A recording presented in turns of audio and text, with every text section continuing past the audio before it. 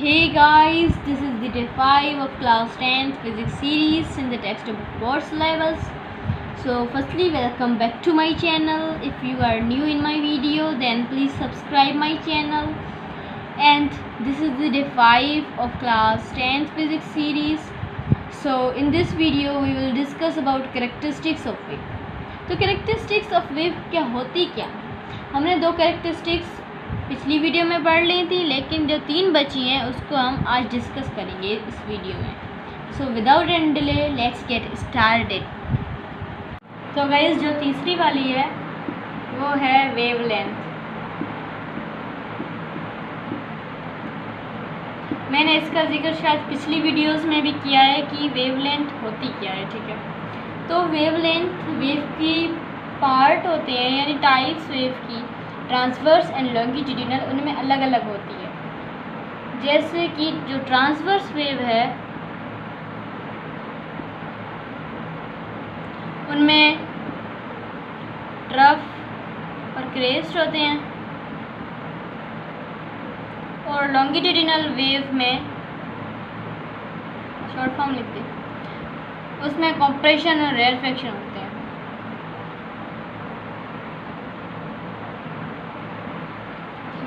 यानी कि जो वेवलेंथ होगी वो भी एक दूसरे से जो स्ट्रक्चर में वो डिफरेंट होगी. कैसे, मैं आपको स्ट्रक्चर की मदद से समझाती हूँ, उसके बाद हम वेवलेंथ की डेफिनेशन पे चलेंगे.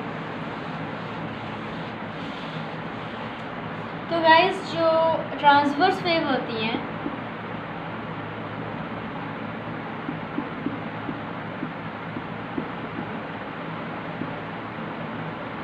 वो ऐसी टाइप की होती हैं जिसमें जो ये वाला पार्ट होता है, ये ऊपर वाला, इसे हम कहेंगे क्रेस्ट, नीचे वाले को हम कहेंगे ट्रफ, इसको कहेंगे मीन पोजीशन, और इस जो डिस्टेंस है मीन पोजीशन से लेकर ऊपर वाले पार्ट तक उसे हम कहेंगे एम्पलीट्यूड. अब इन सब पढ़ने का मतलब क्या है? एम्पलीट्यूड तो हमने ऐसे ही पढ़ लिया, लेकिन जो वेवलेंथ वो डिपेंड करती है क्रेस्ट एंड ट्रफ पे. यानी कि जो सक्सेसफुल ट्रफ हैं या फिर जो सक्सेसफुल यानी कि जो सक्सेसफुल क्रेस्ट हैं या फिर जो सक्सेसफुल ट्रफ है, इनके बीच में जो डिस्टेंस होगा, इनके दरमियान में, उसे हम कहेंगे वेवलेंथ. ठीक है, जैसे कि इस क्रेस्ट से लेकर इस क्रेस्ट तक जो डिस्टेंस है, जो स्पेस है, इसे हम कहेंगे वेवलेंथ. ओके, तो अब बारी आती है लॉन्गिट्यूडिनल वेव की. लॉन्गिट्यूडिनल वेव की जो स्ट्रक्चर होती है वो कंप्रेशन और रेरफेक्शन से बनी हुई होती है.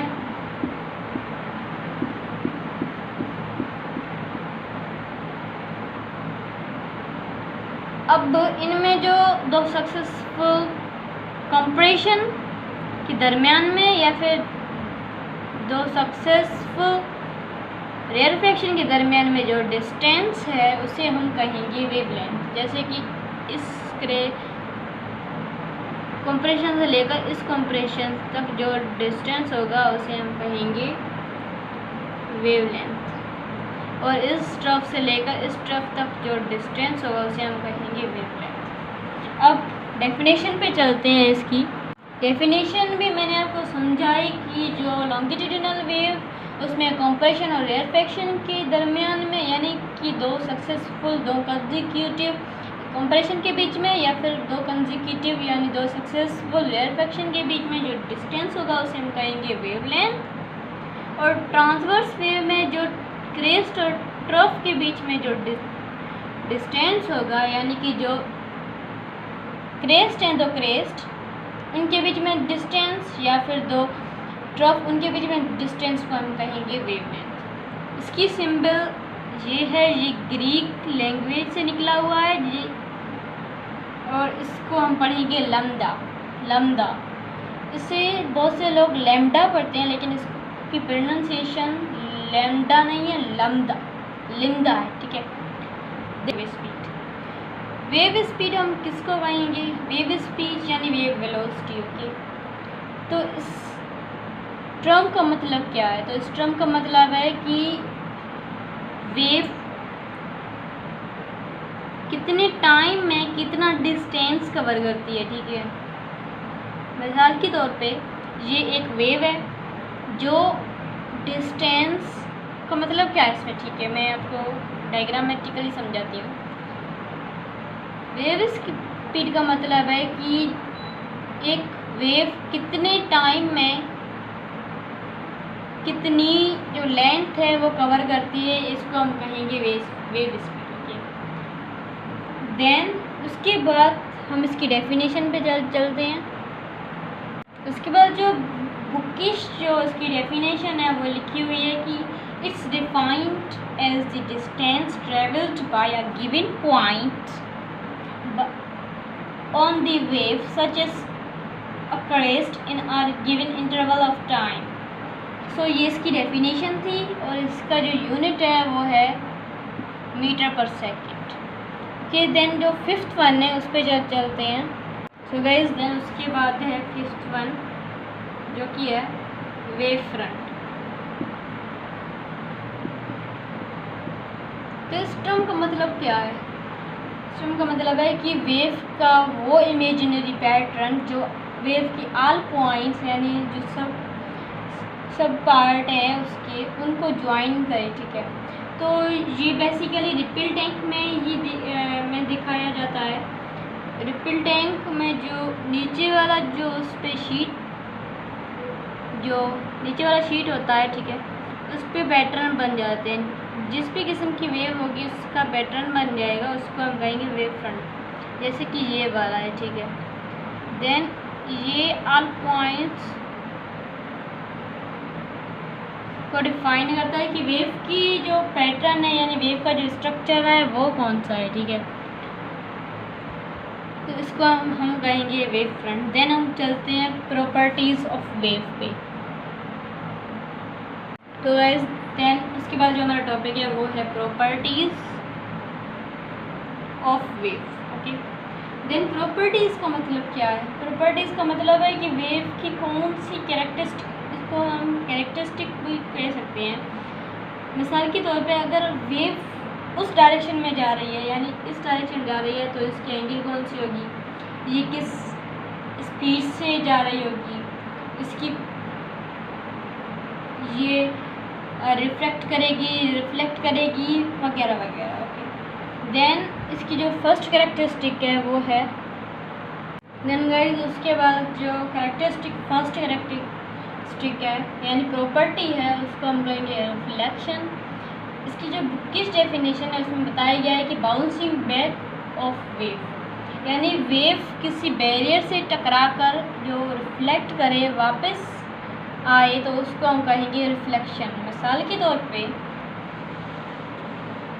फॉर सपोज ये रिवर है, ओके, देन इसमें वेव्स यहाँ से आ रही है, ठीक है, आ रही हैं ऐसे आ रही हैं।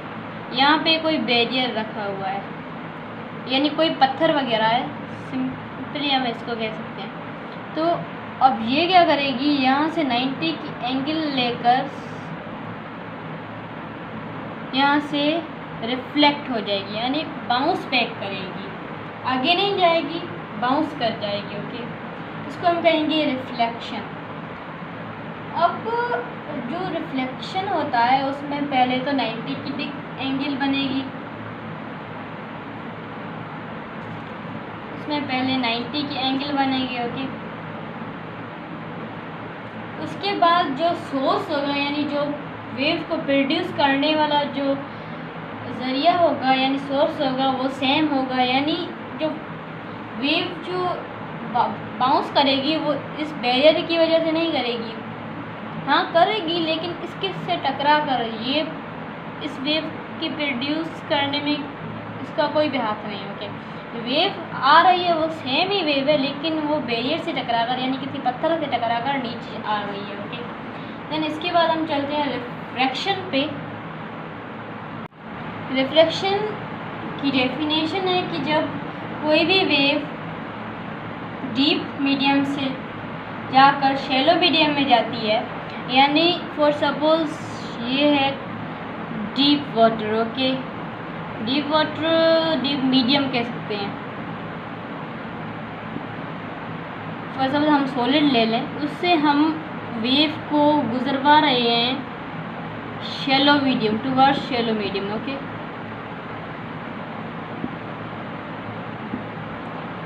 तो इसमें जो वेव होगी वो थोड़ी सी टेढ़ी बनेगी ऐसे, यानी मैं सिंपली आपको बता दूं, ये वेव है, मीडियम चेंज हुआ, अपना डायरेक्शन चेंज कर लेगी, ओके, टिल्ट हो जाएगी स्लाइडली। उसके बाद जो थर्ड वन है उसको हम अगली वीडियो में डिस्कस करेंगे।